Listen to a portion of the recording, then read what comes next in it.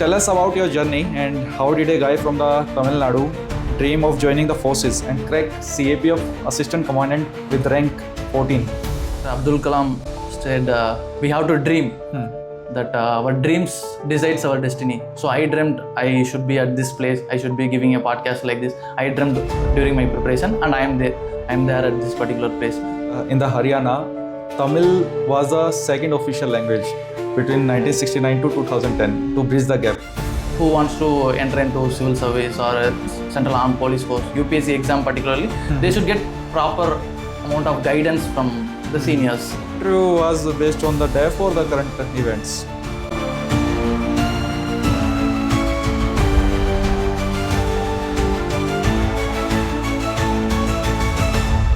जय हिंद everyone, welcome back to AVKS academy. मैं नवीन शोगन एक बार फिर से स्वागत करता हूँ AVKS टेस्ट प्लेटफॉर्म पे.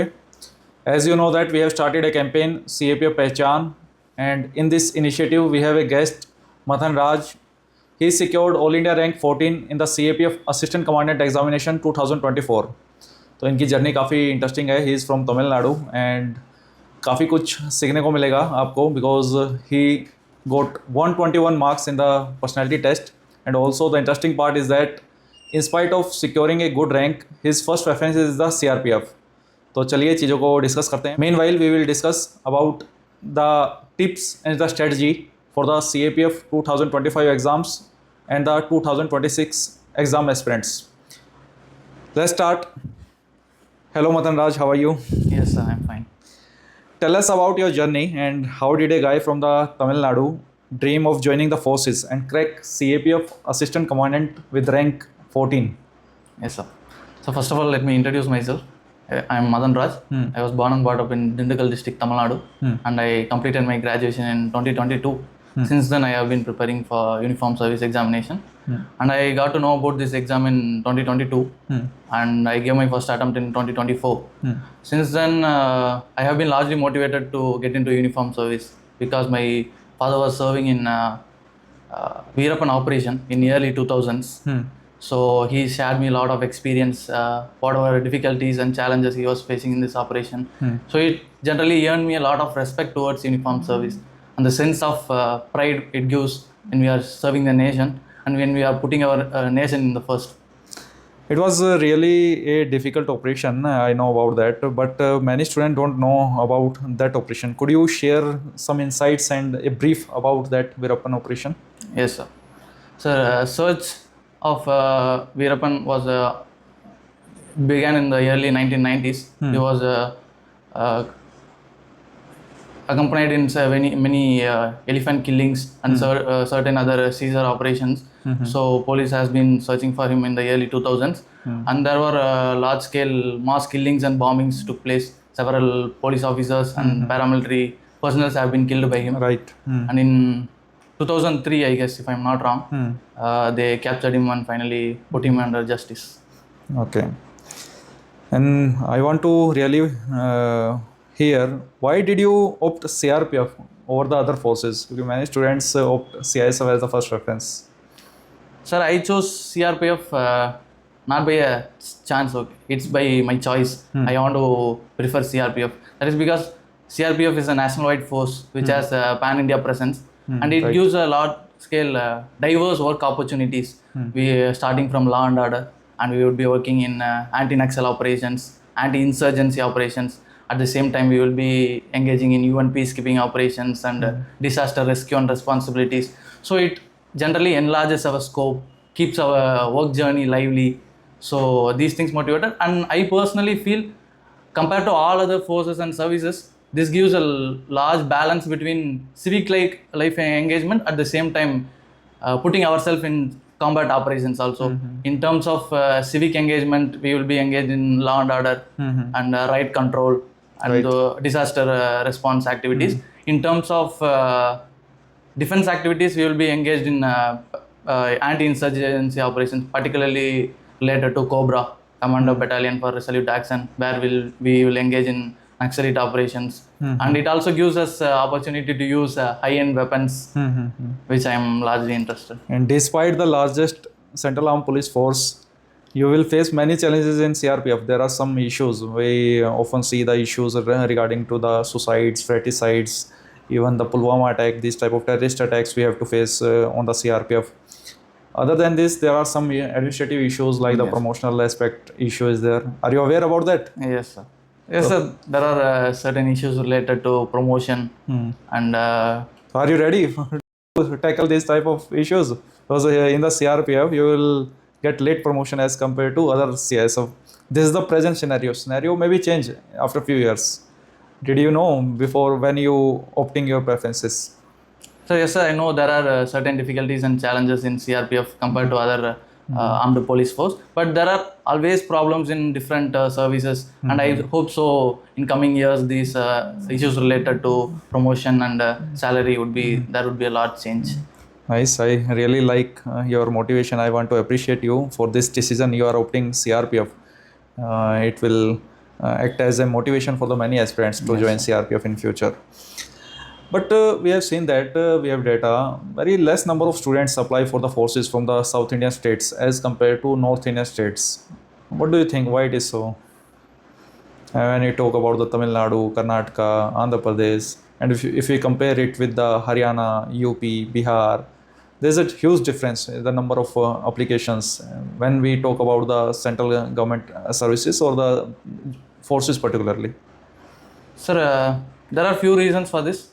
One thing is mainly students in South India largely want to engage in civil life only. So there are only few people choose defense and armed forces. Apart from this, language and diversity in terms of culture is also different, where different states in South India has a different diversity in terms of culture. But when it comes to North India, it's more or less similar. So people from South India, they prefer very less to get into central government jobs.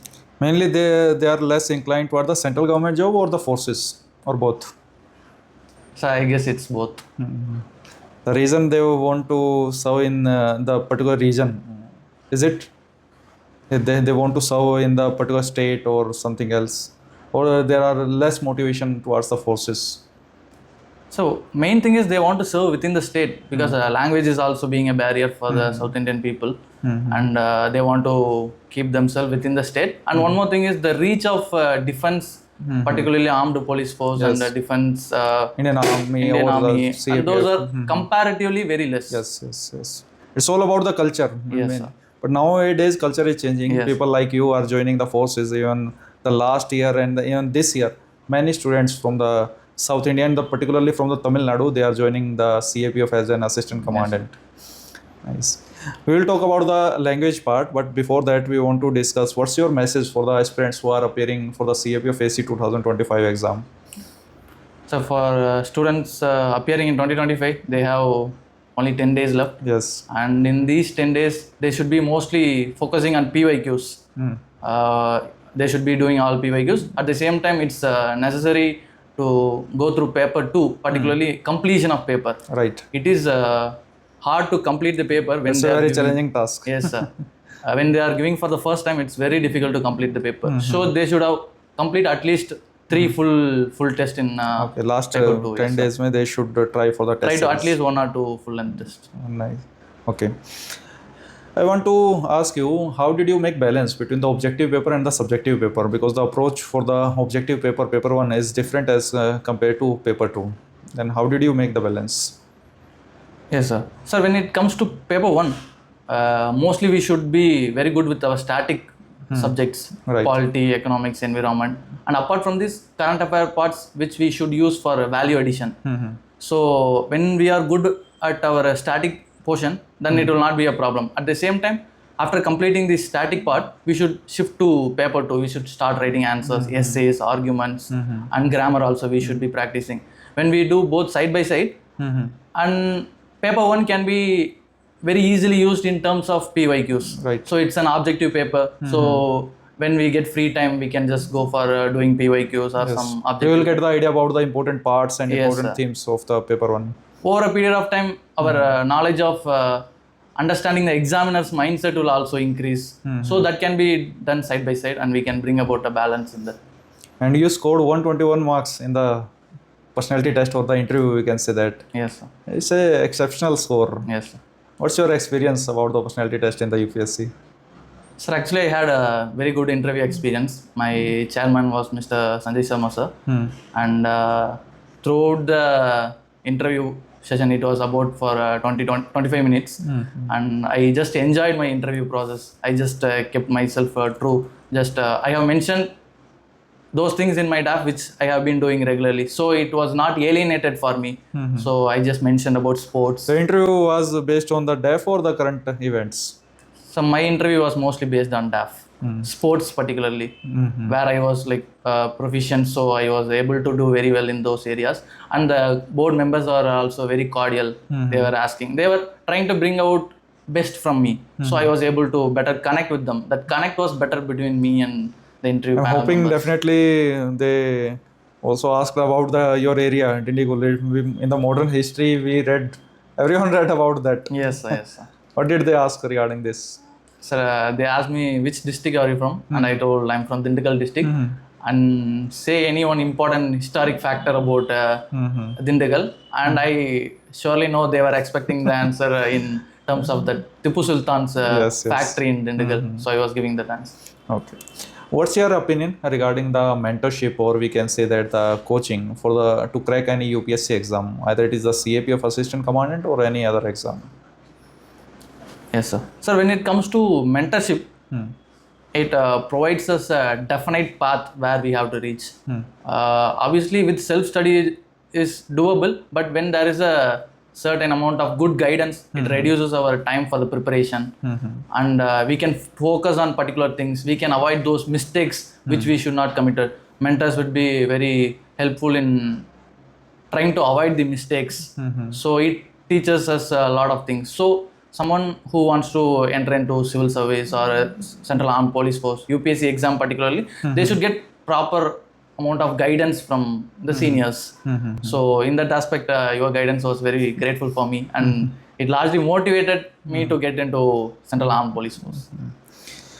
What will be your message for those aspirants who are preparing for this exam for the 2026, 2026 के बारे में? Because they have 1 year in the next year. Yes, it's a very long journey, and in this journey they will face a lot of challenges which you have faced already. And as a big brother or elder brother, what you want to suggest to those candidates? Sir, according to me, the preparation has to be lively. Preparation has to be there. At the same time, we should not take a lot of pressure into ourselves. It's a long journey, so we should keep ourselves entertained, and consistency should also be there. In terms of studying, there should be a sequence in the preparation. First, they have to start with paper 1 and they have to move to paper 2. In paper 1, first they have to complete the static syllabus, all those 5 important subjects, including science and current affairs. Then the shift has to be towards paper 2. There should not be any disruption in preparing for these paper 2. Even the dimensions of the paper 1 will be utilized in the paper 2, or the essay part, argument part. How much we will prepare paper 1 or paper 2 will get better. Yes, sir, yes. Could you suggest some standard sources regarding this, like books? Yes, sir. Which is available in the market, freely available, student can prepare through the self-study? Sir, mainly 6 subjects. First, I will start with history. For history, 4 parts: ancient, medieval, modern, and art and culture. For ancient India, R.S. Sharma, and for medieval, Satish Chandra, NCRT books. And for modern, Spectrum, and for art and culture, Nitin Singhania. I want to ask your opinion regarding this. Is NCRT or NCRTs are enough to crack the UPSC exam? Or should we go beyond NCRT also? Sir, for any particular government exam, particularly UPSC, Central Armed Police Force, static part should be one particular thing. That is more or less doable with NCRT. Apart from this, obviously there are questions which can be asked outside from those books, which we could learn through experience and through test series, mock tests, which we can learn. When we are just shifting for sources, then it would be huge amount of sources. We will not be able to do this. So we should ourselves try to restrict within particular static books. Like the polity for we can read Lakshmikant. Yes, sir. If someone is reading Lakshmikant, is there any need to read the NCERT part? According to you? In my opinion, there is no need No, for no, reading NCERT. Right. Okay. For the science, what a student should read for the books? So for science, using NCERT books are also preferable. But when we are using some other standard books in terms of physics, chemistry, biology, when we go for short revision notes and repeated revision of those things, that will also be doable. I generally suggest students about the Lucent. What's your opinion? Have you read about it? Sir, I haven't read about read Lucent, but I have heard about it. For science and tech part, it's very good.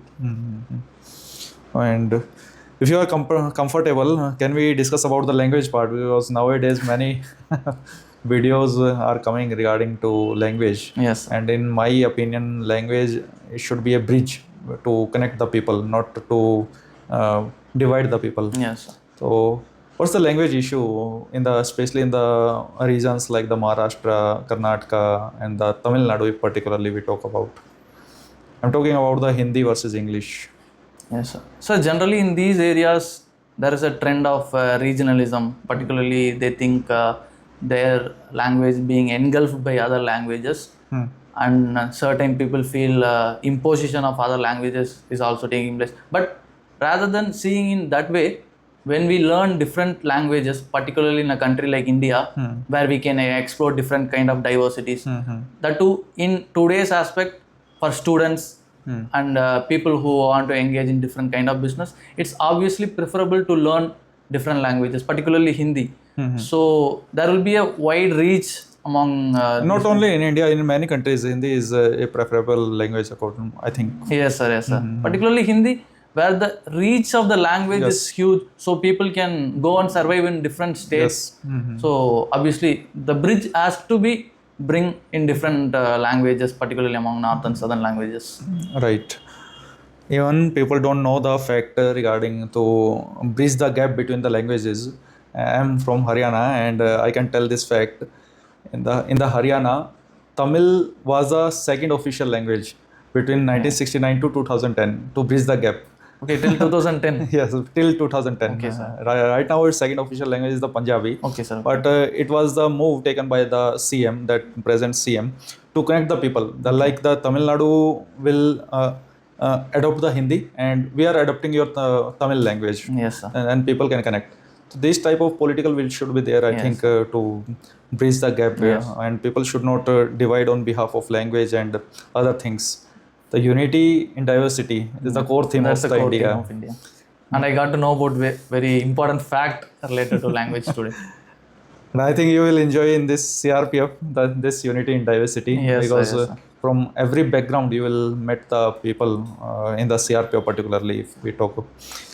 So it's very nice conversation, Mathanraj. And if you want to say last words to your audience or the students as a mentor, as a senior, then you can say.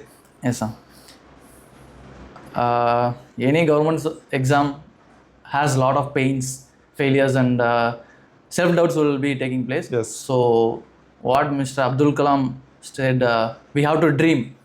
That our dreams decides our destiny. So I dreamt I should be at this place, I should be giving a podcast like this. I dreamt during my preparation, and I am there at this particular place. So people who are preparing for any kind of exams, just they have to believe in themselves and just to focus on the consistency. Whenever there is a lot consistency with the people and students, it will definitely take it to a very good spot in the future. Right.